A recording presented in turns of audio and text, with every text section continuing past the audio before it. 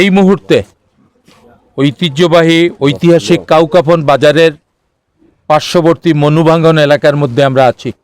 আমাদের পাশেই খরস্রোতা মনু সমস্ত কিছু ভাসিয়ে নিয়ে যাচ্ছে। এই এলাকাতে প্লাবিত হয়েছে, প্লাবন হয়েছে। মানুষ তার ঘরবাড়ি, শস্য সম্পদ, হাঁস মুরগি সব কিছু নিয়ে বিপন্ন অবস্থার মধ্যে আছে।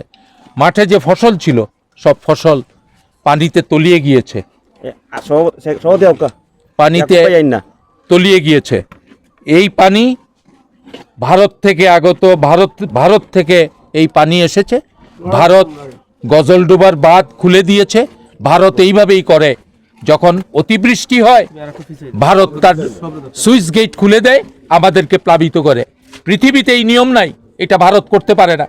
আজকে আমরা সরকারের প্রতি দাবি জানাই, আপনি আন্তর্জাতিক ফোরাম সহ যেখানে যেখানে যা যা করা দরকার, ভারত যাতে এই কাজটি না করতে পারে।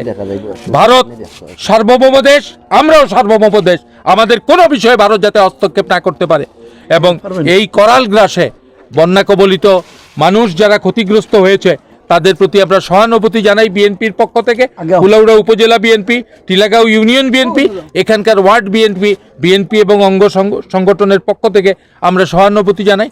আমরা তাদের পাশে থাকব এবং সরকারের প্রতি আহ্বান, আপনারা এই বন্যা পীড়িত মানুষের পাশে দাঁড়ান, পর্যাপ্ত পরিমাণ ত্রাণ সামগ্রী আপনারা দেওয়ার ব্যবস্থা করুন। এই দাবি আমাদের। আমরা ক্ষতিগ্রস্ত এলাকার মানুষের কাছে আমাদের বিএনপি নেতাকর্মীরা যাতে তাদের পাশে দাঁড়িয়ে কাজ করে তার প্রতি আহ্বান জানাচ্ছি। আপনাদের সকলকে ধন্যবাদ। আসসালামু আলাইকুম।